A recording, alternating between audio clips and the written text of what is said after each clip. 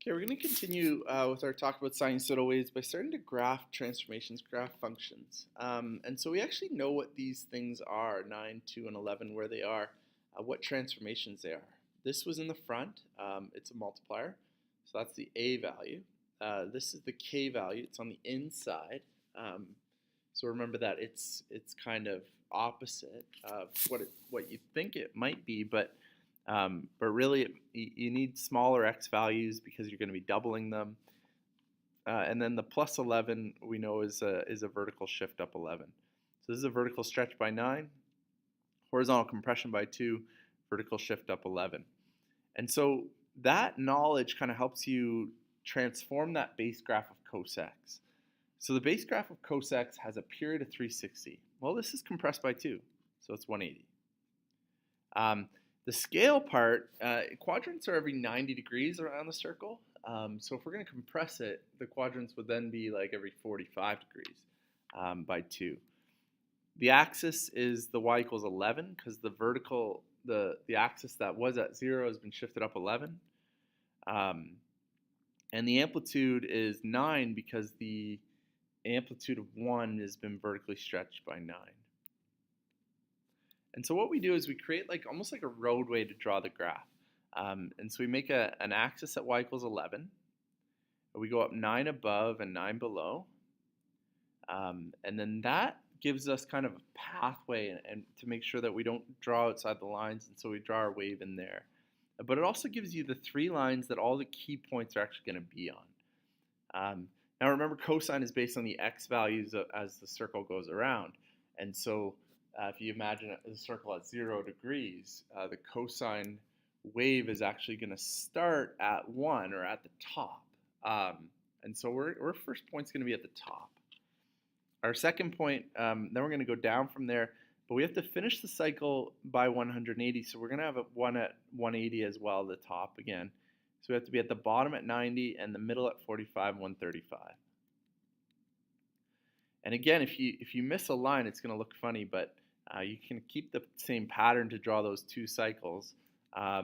Keep going, and you can go both directions. You can keep going forward, but you can also go backwards as well. So cosine wave actually starts like this, where it starts at the top and then cycles through. And you can go forever in both directions. So that's our cosine. The next one, you can think about the transformations. We do have a vertical reflection, a vertical stretch by 3, a horizontal compression by 3, a horizontal shift right 30, which we'll deal with probably at the end, and then a vertical shift down 1. So the only one that's not factored into period, axis, or amplitude is that horizontal shift to the right 30. The period is 360, so it's being compressed by 3, so it's a 120. And then that's why we're using a scale of 30 instead of 90, because we've got to finish at 120, so we've got to go every 30 degrees. The axis is being shifted down 1 from 0, so it's down 1. The amplitude is going 3 above the axis and 3 below, and so that makes it 3 because it's vertical stretch of the 1, which is the base graph, that's the amplitude, is being stretched by 3. We call it A equals 3.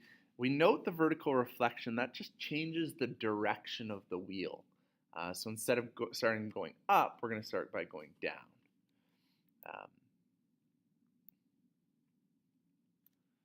Okay, so we can draw our roadway through -1, 3 above and 3 below that. Your right 30, you can deal with it in a couple ways. So if you want to just draw your grid and then just shift everything right 30, you can.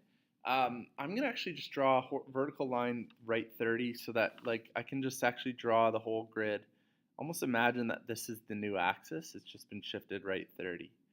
The sine wave starts at the middle. Sine wave is based on the y value, so the height at 0 degrees is 0. And so we're actually going to start on this middle line, which kind of corresponds to that initial point of the sine wave, so the start point. So we'll start our points there. We're going to turn the wave around because it's vertically reflected. So we're actually going to start by going down and then up. And we're going to end it so that we finish at 120 20 degrees from 30, so 150. And so we're going to actually be back in the middle at 150, but also back in the middle at 90. So the down 90, up to 2 at 120, and then in the middle again at 150. That's your one cycle. And you can complete the 2 cycles by just going forever in both directions, the same pattern, every 30 degrees. And so there's our graph. And so this is our first cycle here, from 30, positive 30 to positive 150. That's our sine wave, and you'd see it just being vertically reflected.